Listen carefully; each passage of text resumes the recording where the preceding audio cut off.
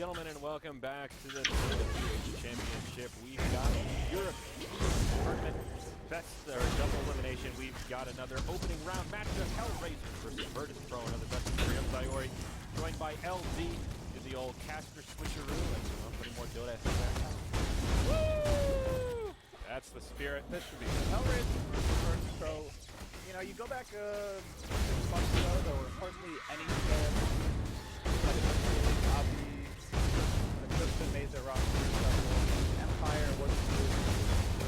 This is Hellraisers is not known at the time, but it's been part of it is the fact that a lot of the other Western European teams have been reshuffling or just struggling. Tinker, very hot and cold, not looking particularly dominant. The Alliance in a state of disarray with the new roster. You see what they can do moving forward. And Navi, technically an Eastern European team, but with a lot of Western fans in general around the world from the English-speaking community. But Virtus Pro, Polar, Empire, Hellraisers, these are the teams, the new wave out there.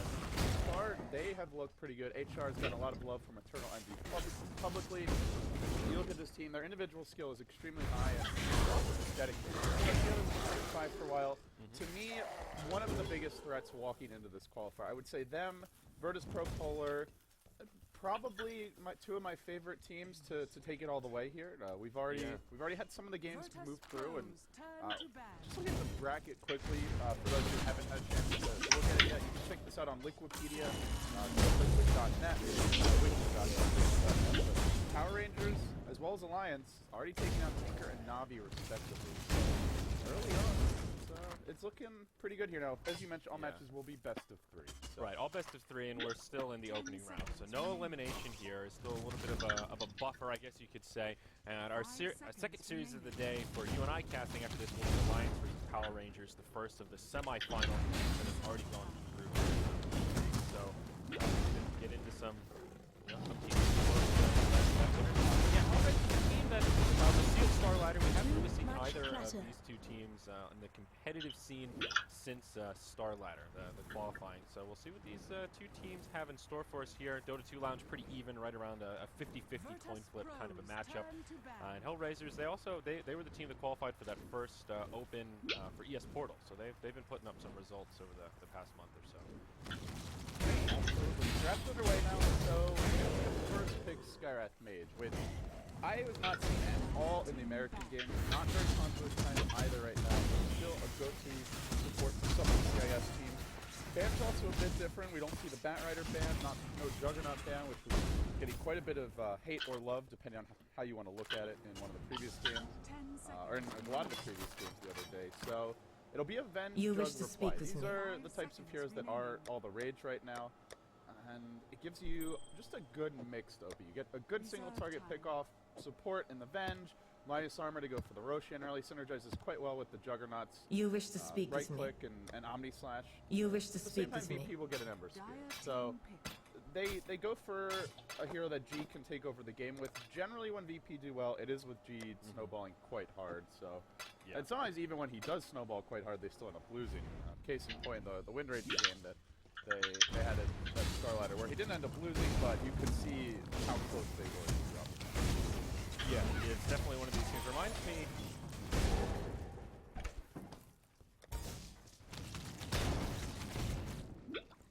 of Smash a little bit. Just the general play style game where he gets that momentum and the teams kind of feed off of it, and kind of vice versa, he gets shut down. But here's an interesting one from Hellraisers. They're one of few teams that have actually been trying to utilize one of the recent changes that I guess most recent history. I was checking it out this morning. He did actually manage to farm up an Ags, and still sort of untested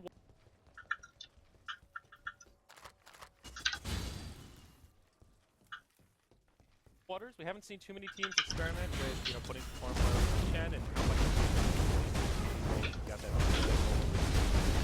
HP block. So food for thought, maybe some natural synergy there with that.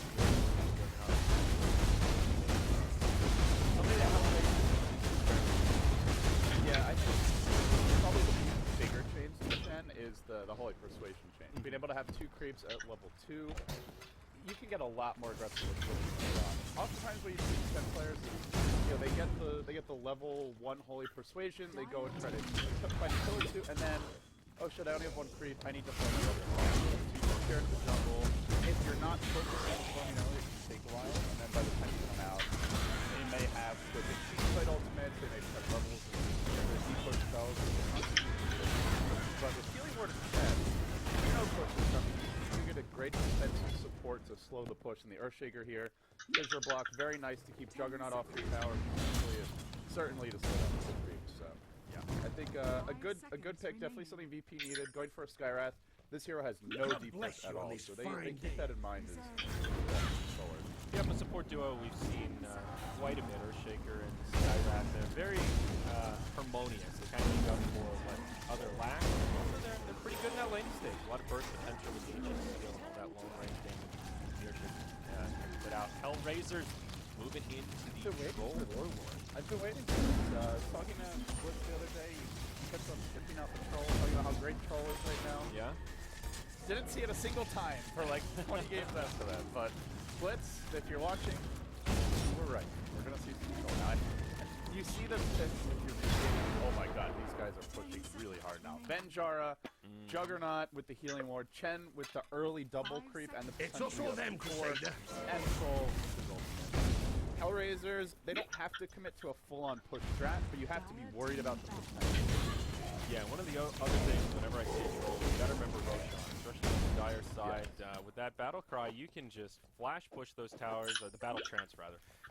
Flash push those towers and take down Roche pretty damn fast. So that's where Virtus Pro, if they take a failed team fight, they will lose objective. And So you have Puck here. Puck, pretty good against their supports as well. Chen, Ben, no real instant disable. They don't. Puck doesn't have to worry about like Survive or Fly and probably be the Skywrath being another. Just heroes that can ambush the Puck, kill him instantly before he even saves him. So I think Puck's okay. They also get more push orb.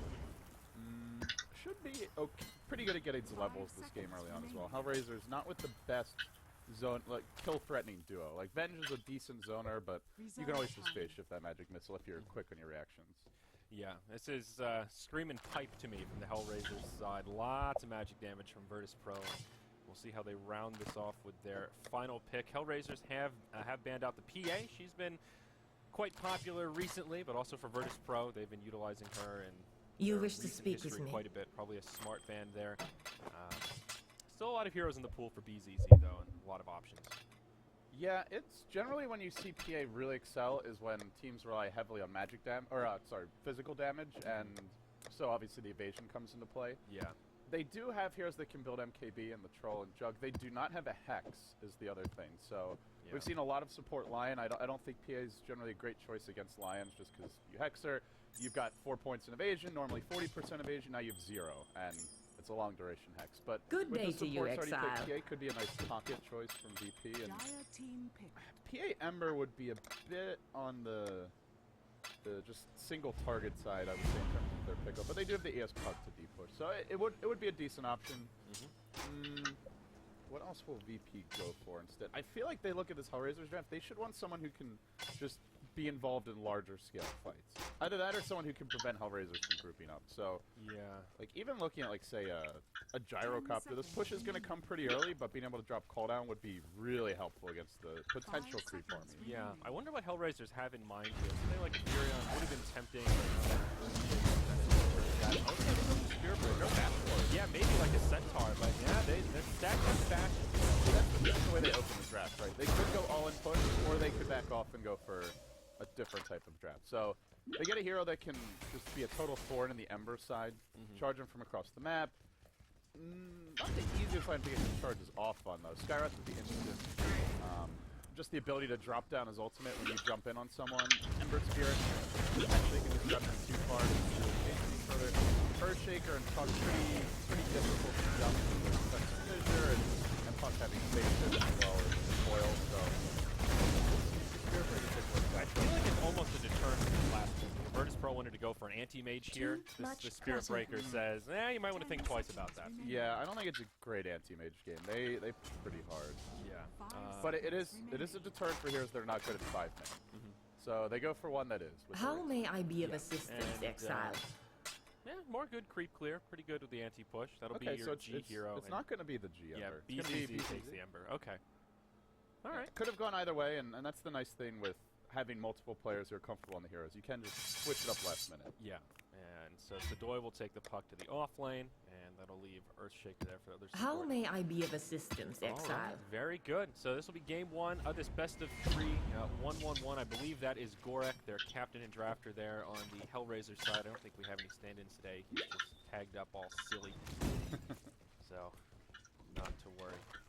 How you doing, buddy? Step back, ready to cast? I am. I'm pumped up. Every time I go on vacation, I come back and I feel like I feel out of place. There's A new man. Yeah, well, you come back and there's just something missing, and it's all that Dota, all those hours you spend on the mic. I'm ready to get back to it, picking up the pieces from parts of production. We all have different ways of arranging the monitors and setting up all the gear, and it's one of the This is that bad. Pick up pieces. It's like a broken setup. that makes it sound like, yeah, he bashed before he left. Like, good luck, BTS fan straights, but There you go.